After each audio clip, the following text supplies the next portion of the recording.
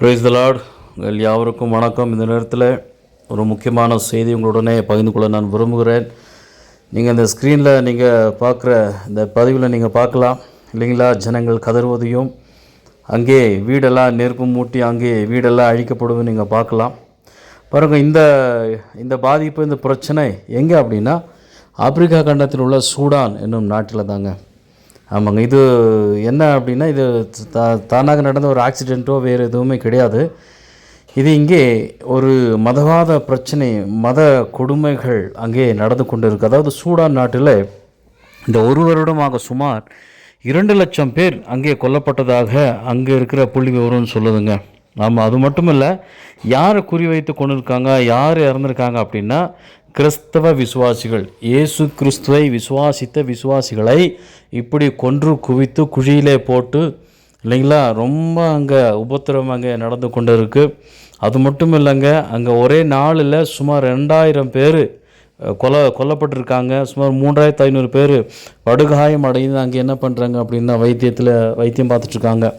இப்படி இவங்கெல்லாம் யார் அப்படின்னா இயேசு கிறிஸ்துவை விசுவாசித்து ஏற்றுக்கொண்ட விசுவாசிகள். ஆமாம், இப்போ நாம் நினைக்கிறோம் நம்ம நாட்டில் மட்டும்தான் இப்படிப்பட்ட பாடுகளும் உபத்திரங்களும் உண்டு அப்படின்னு சொல்லி. இல்லைங்க, அது உலகம் முழுவதுமாக எல்லா இடங்களிலுமே இயேசு கிறிஸ்துவுக்காக பாடு அனுபவித்து கொண்டு தான் இருக்கிறார்கள். அது அங்கே அந்த தேசத்தில் உள்ள அந்த ஆட்சியாளர்கள் என்ன சொல்லியிருக்காங்க அப்படின்னா, இது ஒரு இனப்படுகொலை அப்படின்னு சொல்லியிருக்காங்க. ஆனால் இது ஒரு மதப்படுகொலை, மதவாத பிரச்சனைங்க.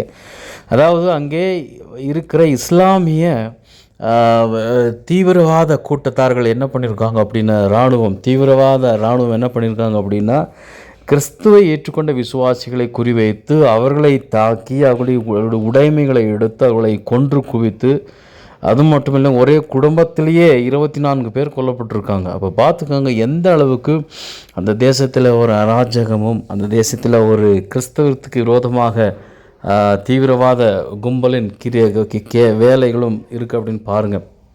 ரொம்ப பாடுபடுறாங்க. ஆமாங்க, என்ன அப்படின்னா நமக்கு வருகிற பாடுகளை யோசிக்கிறோம். ஆமாம், இயேசு கிறிஸ்துவை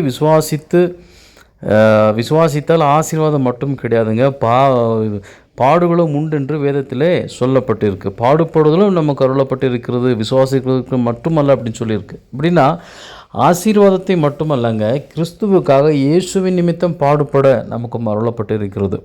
இப்போ என்ன செய்யணும் அப்படின்னா, அந்த தேசத்திலே நடக்கிற இந்த கொடுமைகளை, இந்த பிரச்சனைகளை எல்லாம் பார்க்குற இந்த நேரத்தில் நம்ம யோசிக்கணும். பாருங்கள், இப்போ நீங்கள் பார்க்குற இந்த ஃபோட்டோவில் காணப்படுவது எல்லாமே செயற்கைக்கோளிலிருந்து வானத்தில் இந்த மேலேருந்து ஃபஸ்ட்டில் ஃபோட்டோ எடுத்திருக்காங்க. அங்கே வீதிகள் எல்லாமே இரத்த திட்டுகளாக தெரியுதாமா. ஆமாம், ஒவ்வொரு வீதியிலுமே இரத்த திட்டுகள். எத்தனை பேரை கொண்டு இருக்காங்கன்னு பாதி நியூஸ் வெளியில் வரல. அங்கே இறந்தவங்களுடைய இரத்த திட்டுகள் மேலே செயற்கைக்கொள்ளையே அந்த அளவுக்கு படத்தில் தெரியுது அப்படின்னா, அருகில் சென்று பார்த்தோம் அப்படின்னா எவ்வளவு அதிகமாக ரத்தம் சிந்தப்பட்டிருக்கு அப்படின்னு பாருங்கள்.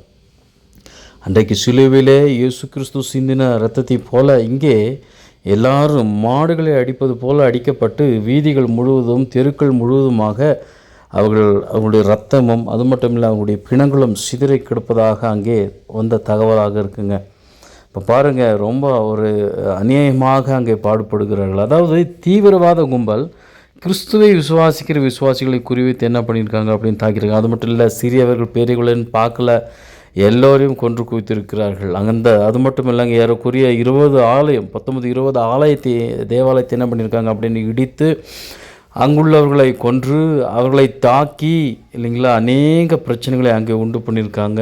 நீங்கள் பாருங்கள், எத்தனையோ பேர் அனாதைகளாக அங்கே விடப்பட்டு இருக்கிறாங்க. அது மட்டும் இல்லை, கிறிஸ்துவ விசுவாசிக்கிற விசுவாசிகள் உணவின்றி, உடையின்றி, தங்கும் இடமின்றி அங்கே எல்லா டென்ட்டுகளில் அங்கே இருக்காங்க. பெரிய ஒரு பிரச்சனை சூடான் நாட்டில் நடந்து கொண்டு இருக்கு. அப்போ அங்கே இருக்கிற பெரிய அதிகாரிகளை அவர்களுடைய வார்த்தை என்ன அப்படின்னா, இது துணை இராணுவத்துக்கும் நடக்கிற போர் அப்படின்னு சொல்லி அவங்க பேச்சு மாற்றிருக்காங்க. ஆனால் அது அப்படி கிடையாதாமா. அதாவது இது ஒரு மத பிரச்சனையாக அங்கே நடந்து கொண்டிருக்கு. அதாவது விசுவாசிகளை குறிவித்து தாக்கப்பட்டு கொண்டு இருக்கிறார்கள். அப்போ இது ஐநா நாடுகளின் சபைகளும் தலைவர்களும் பெரிய இல்லைங்களா, அவங்கெல்லாம் இதை கவனிச்சுட்டு தான் இருக்காங்க. ஆனால் அவங்களால எதுவுமே செய்ய முடியறதில்லை. ஏன் அப்படின்னா, இது ஒரு மத பிரச்சனையாக இருப்பதுனாலே அவர்கள் ஒன்றும் செய்யக்கூடாததாக இருக்குது. அப்போ கிறிஸ்துவுக்காக எவ்வளவாக அங்கே பாடுபட வேண்டும் என்பதை இங்கே பார்க்கிறோம். நாம் வேதத்தில் படித்திருக்கிறோம். பவுல் அந்த காலத்திலே ஆதி சபைகள் காலகட்டங்களிலே எப்படி விசுவாசிகள் எந்த விதத்தில் பாடுபட்டார்கள், எந்த விதத்தில் அடிக்கப்பட்டார்கள், கொல்லப்பட்டார்கள் என்பதை பார்த்துருக்கிறோம். அது இந்நாட்களிலும் நம்முடைய காலங்களில் கூட அதே போல் நடந்து கொண்டிருப்பதை நாம் பார்க்கிறோம்.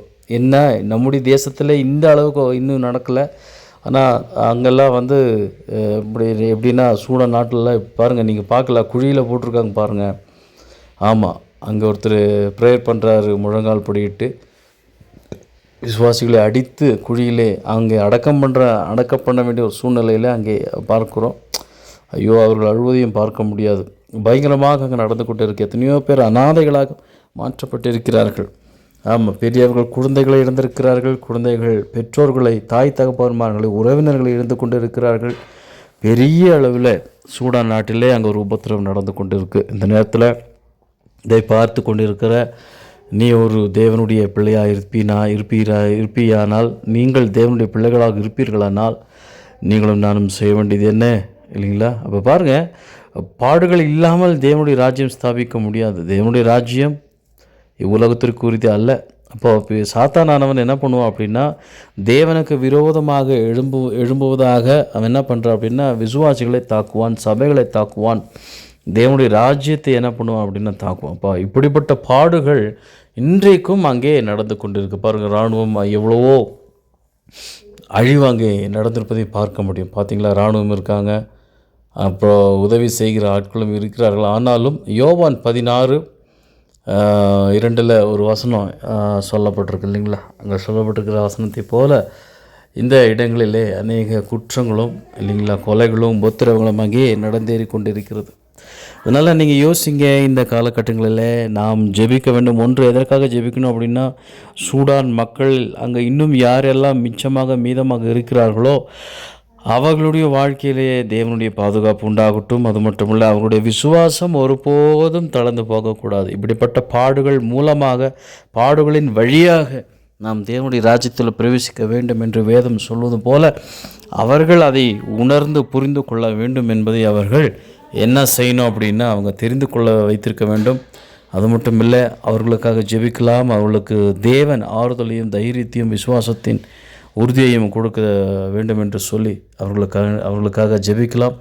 நீங்கள் பார்க்கலாம் ஸ்க்ரீனில் அந்த தேவாலயத்தின் இடிபாடுகளுக்குள்ளாக அநேக ஜனங்கள் பார்ப்பதையும், அடிப்பட்டவர்களை அவர்களுக்கு உதவி செய்வதும் நீங்கள் பார்க்க முடியும். பாருங்கள், சூடான் நாட்டில் பயங்கரமான காரியம்லாம் நடந்திருக்குங்க. இப்போ நீங்களும் நானும் நினைக்கிற மாதிரி இல்லை. பாருங்கள், உணவிற்காக, அப்புறம் பிழைப்புக்காக, உயிர் பிழைக்க வேண்டும் என்று சொல்லி எல்லாரும் என்ன பண்ணி கொண்டு இருக்கிறாங்க அப்படின்னா, அங்கிருந்து தப்பித்து போனால் போதும் என்று சொல்லி எல்லாரும் அங்கே போவதை பார்க்கிறோம். இப்போ நம்முடைய தேசத்தில் இந்த அளவுக்கு இன்னும் ஒன்றும் நடக்கவில்லை. தேவன் அப்படி விடவும் இல்லை. வேண்டிய பாதுகாப்பு நம் தேசத்திலே உண்டு. ஆனால் மற்ற அந்த தேசங்களிலே பாதுகாப்பு இல்லை இல்லைங்களா? இராணுவம், துணை இராணுவம் அடிக்கடி சண்டை போடுது. அதிலும் இந்த சூழ்நிலைகளில் என்ன பண்ணுவாங்க அப்படின்னா, மத பிரச்சனைக்காரர்கள், மத தீவிரவாதிகள் என்ன பண்ணுவாங்க அப்படின்னா, கிறிஸ்தவர்களைத்தான் குறிவைக்கிறாங்க. ஏன் அப்படின்னா, அவர்கள் மூலமாக சாத்தான் கிரியை செய்ய பார்ப்பான். விசுவாசிகளை தாக்க, அவர்களை சிறைப்பிடித்து கொள்ள, அவர்கள் மூலமாக தேவனுடைய ராஜ்யத்தை அழிக்கணும்னு சொல்லி என்ன பண்ணுவான் அப்படின்னா, பிசாசானவன் இந்த சூழ்நிலைகளை என்ன பண்ணுவான் அப்படின்னா பயன்படுத்துவோம். இப்போ பாருங்கள், இந்த நேரத்தில் நீங்களும் நானும் ஜெபிக்கிறதுக்கு எத்தனையோ காரணங்கள் இருக்குது, எத்தனையோ பொறுப்புகள் நமக்கு உண்டு. அதனால் இந்த மக்களுக்காக ஜெபிக்கலாம். இவர்களுக்காக மட்டுமல்ல, உலகத்தின் அநேக இடங்களில் இந்த விஷயம் நமக்கு தெரிய வந்திருக்கு. நமக்கு தெரிய வராத எத்தனையோ உலகத்திலே நடந்து கொண்டிருக்கிற பாடுகளை குறித்த செய்தி நமக்கு இன்னும் தெரிய வரல.